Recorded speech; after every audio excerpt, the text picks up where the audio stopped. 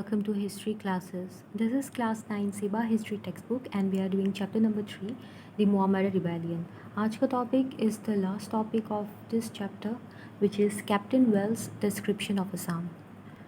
So Captain Wells जब अपनी army के साथ आए तो it was 18th century का असम 1792 में आए थे. So he analyzed the situation of Assam, वहाँ की इकोनॉमी, पॉलिटी एंड उसका रिपोर्ट बनाया, अकाउंट बनाया या फिर लिखा एंड सेंड किया उस रिपोर्ट को to governor general John Shore. Okay, so इस डिस्क्रिप्शन में बहुत सारे वैल्यूएबल इंफॉर्मेशन है अबाउट दैट पीरियड. असम उस टाइम पे कैसा था उसका बहुत ही इंपॉर्टेंट इन्फॉर्मेशन है जो कैप्टन वेल्स ने नोट डाउन किया था.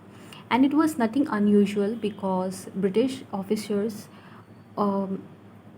उनका काम ही होता था कि to take the note of their surrounding because they use to function very systematically and were very organised in their approach.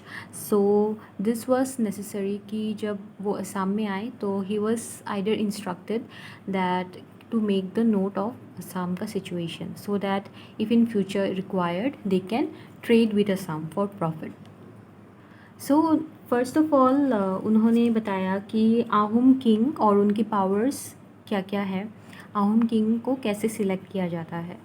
Then he also discusses about the 5 important ministers of the Ahom king who assist in the administration. उन्होंने बताया कि this 5 ministers use to be very powerful and उनके बीच में बहुत लड़ाइयाँ होती थी, कन्फ्लिक्ट या बिकरिंग बहुत होती थी because each of the ministers wanted to gain more and more power. Okay, और उन्होंने पायक सिस्टम के बारे में भी थोड़ा बहुत बताया है इन द अकाउंट. एंड उन्होंने ये ऑब्ज़र्व किया कि अपने अकाउंट में दैट आहूम किंगडम में पॉलिटिकल डेडलॉक जो बना हुआ है या फिर पॉलिटिकल उथल पुथल जो मची हुई है वो किस वजह से. तो उन्होंने कुछ कारण दिए वेल्स ने.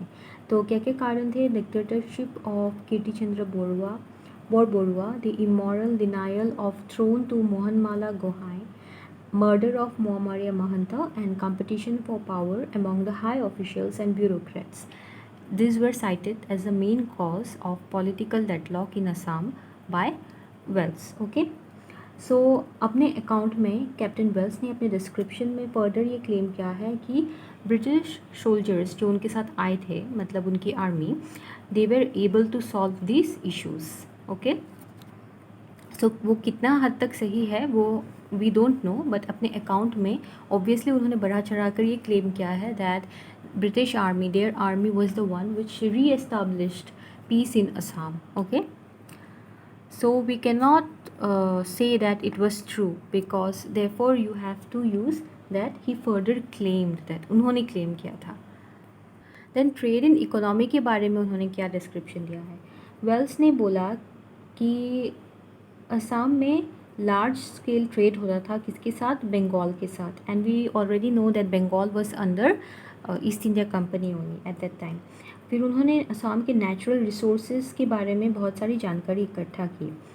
फिर उन्होंने असम और बंगाल के बीच में जो ट्रेड हो रहा था उसमें ये बात नोटिस की कि असम को इससे रेवेन्यू कितना मिल रहा था? 90,000 रुपीज़ पर ईयर.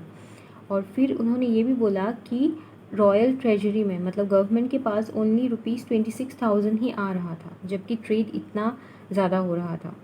और फिर डिस्क्रिप्शन में उन्होंने ये मेंशन किया है कि डायरेक्टली मेंशन नहीं है बट वी कैन डिसर्न या फिर we can make out from that account कि असम में सॉल्ट की बहुत कमी थी. It was a scarcity in Assam. खाली जो 2 जगहों पर सदिया और नाग पहाड़ इन असम में सॉल्ट थोड़ा बहुत क्वांटिटी में पाया जाता था लेकिन इट वाज वेरी इन्फीरियर और very not good in quality. Therefore बहुत लार्ज नंबर में सॉल्ट वो बंगाल से मंगवाया जाता था इन असम. ठीक है, सो देयरफॉर इम्पोर्टेड था. Therefore salt was the expensive commodity in Assam and common people usually उसको यूज़ नहीं कर पाते थे सॉल्ट को. फिर उन्होंने ये बताया कि असम में ग्रेन्स तो बहुत ज़्यादा उगाया जाता था, उसके अलावा अदर प्रोडक्ट्स भी उगाए जाते थे या फिर निकाले जाते थे जैसे कि mustard, sugar cane, ginger, indigo, areca nut, betel leaves और फिर आयरन, लाख, गोल्ड एक्सेट्रा। और फिर गुवाहाटी के बारे में डिस्क्रिप्शन किया गया है कि गुवाहाटी एक बहुत ही पॉपुलेटेड और बड़ा टाउन था, जो कि नॉर्थ गुवाहाटी और साउथ गुवाहाटी दोनों में ही पॉपुलेशन था। And in on one of the ramparts, गढ़ जैसे कि एक रेस्ड बैरियर होता है जिससे कि एनिमीज,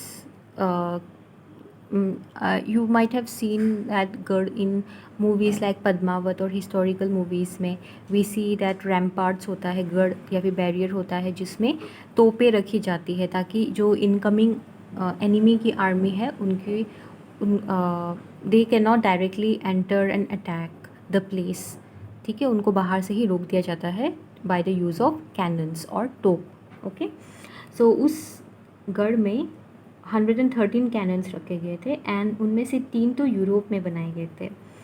और फिर नियर द रिवर वहाँ पे एक बिल्डिंग बनाई गई थी जो कि surrounded by a wall of about 6 feet in height. So that building was so big कि कैप्टन वेल्स की जितनी भी आर्मी थी वो वहाँ पे समा जाए। ओके, और फिर कैप्टन वेल्स ने गुवाहाटी के साथ साथ आहूम की कैपिटल रंगपुर के बारे में भी डिस्क्रिप्शन दिया है। तो उन्होंने बताया कि कैपिटल का जो बाउंड्री था वो अबाउट 20 माइल्स में फैला हुआ था एंड उसका बाउंड्री ब्रिक वॉल से बनाया गया था, बट उसके जो वॉल्स थे वो बहुत ही ख़राब कंडीशन में थे।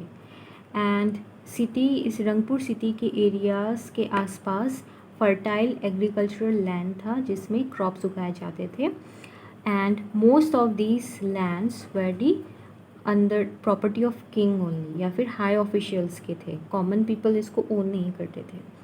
ठीक है, एंड जो इनके प्रोडक्ट्स थे उनको मार्केट में सेल नहीं किया जाता था, स्पेशली ग्रेन को सेल करना was forbidden. So salt and gold were the medium of exchange. तब पैसा उतना, सिक्का या फिर पैसा, कॉइन्स, करेंसी, नोट्स असम में पॉपुलर नहीं थे आहूम के टाइम पे या फिर उस टाइम पे 18th सेंचुरी में। सो बार्टर एक्सचेंज होता था किसके साथ, सॉल्ट या फिर गोल्ड दे के। It was the medium of exchange, sorry not barter exchange, it was the medium of exchange. Salt and gold, पैसे की जगह सॉल्ट एंड गोल्ड से खरीदा जाता था सामान। एंड कॉमन पीपल को it was only the richer people who were leading comfortable life. Common people को तो फिर भी दुख झेलना पड़ रहा था।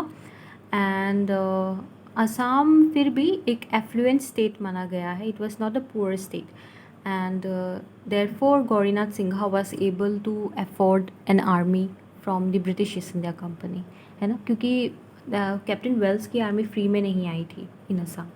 It was given, it was paid the price, therefore it came to Assam to help Gaurinath Singha. Okay, so here we complete this chapter number 3. See you with the next chapter, which is chapter number 4, the Burmese invasion in Assam. I think I have already uploaded the first part of that chapter, you can check it out. See you the next time, take care.